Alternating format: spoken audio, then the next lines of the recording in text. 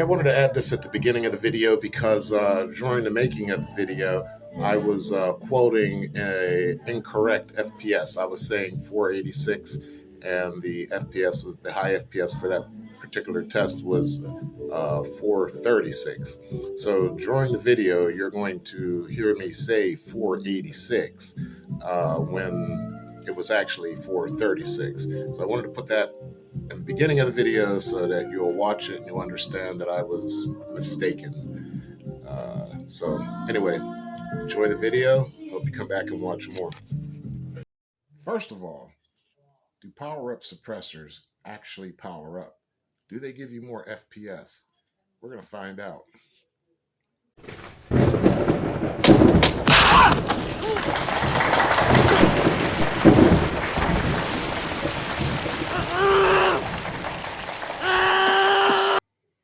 So today I'm going to be testing two different power-up suppressor barrel extenders for Airsoft. And I'm going to be using three guns. We're going to have to start with a baseline. I'm going to use the MP7,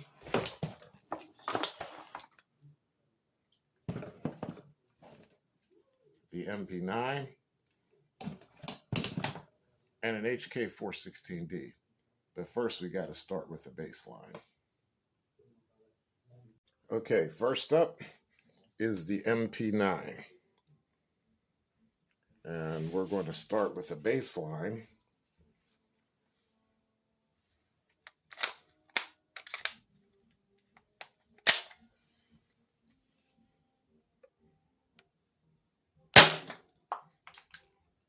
.384,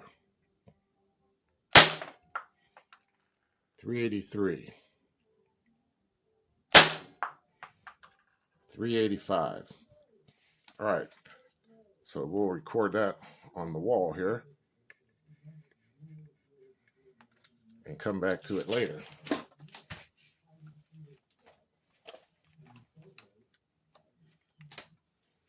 MP9,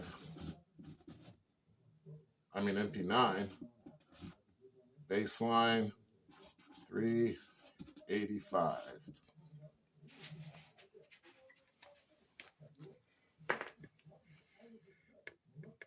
All right, now let's try the MP7.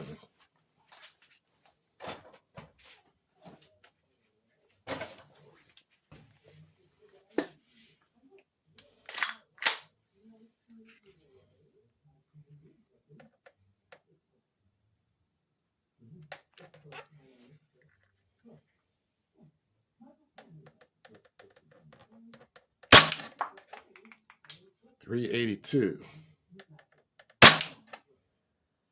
377, and 380. Okay, now that we got our baseline, 385 for the MP9, 380 for the MP7. Now, we're going to go back to the MP9 with the supposed power-up suppressor.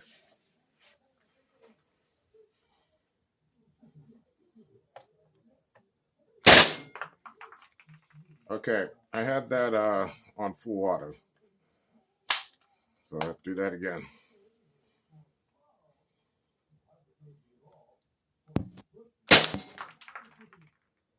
.436.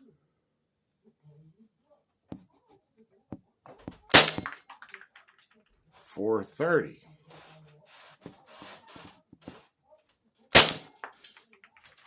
And .415. All right, so it appears that the power-up suppressor for the MP9 is actually working. So we'll go with the high number of 486. Next up, the MP7 with that long power-up suppressor.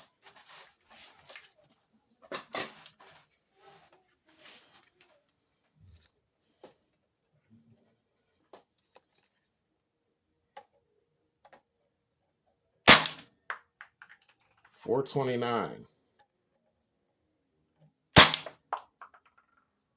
398,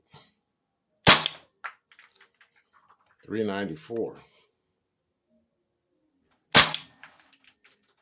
and 411. We should average that at about 400. Okay, now this test would not be complete if we did not add the HK416D. So let's see what kind of baseline we get here.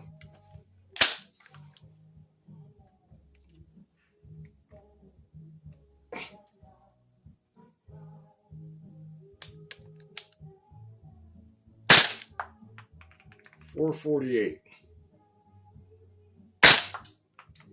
$450, $444. So we'll call that $450.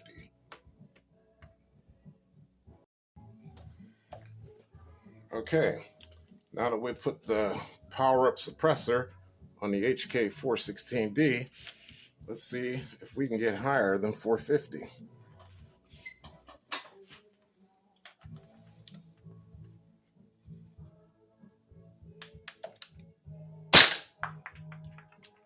$419, $432, $432, $441. Okay, it doesn't seem to have changed things on the HK416D. I'm going to try a couple more shots with the suppressor on. 446, 430, 425, 421. I'm going to remove the suppressor. Now, of course, some of the gas has been expended, but we're going to try it.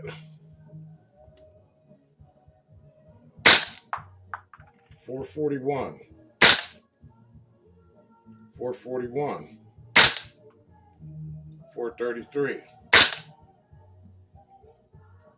433, 433, 440. We're going to try it one more time with the suppressor on. Here we go. 441, 419, 416, 431.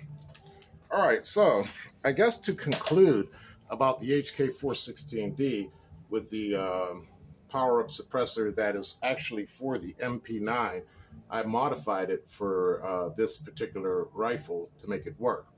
It doesn't seem to make a difference with the HK416D. However, with the MP9, we picked up quite a bit of FPS. We literally went from 385 on the MP9 to 486 FPS. The MP7 went from 380 to 411, which I believe I averaged, and I think the high was 415. So, to answer the question, yes, the power-up suppressors do actually power up your FPS.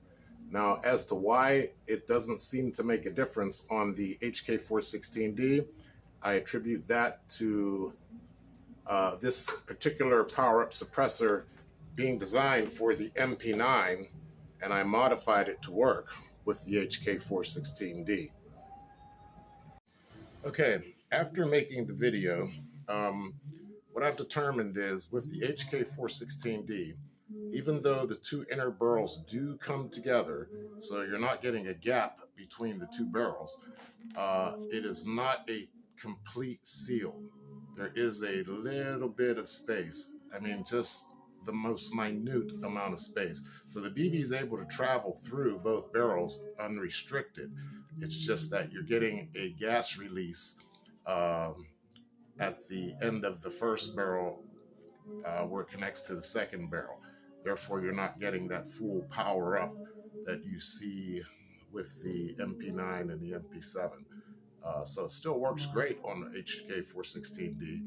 but you're just getting a little bit of leakage right there. And I mean, it's minute, but it's still leakage. So that's why you're not seeing the same performance on the HK416D. Okay, thanks for watching, people.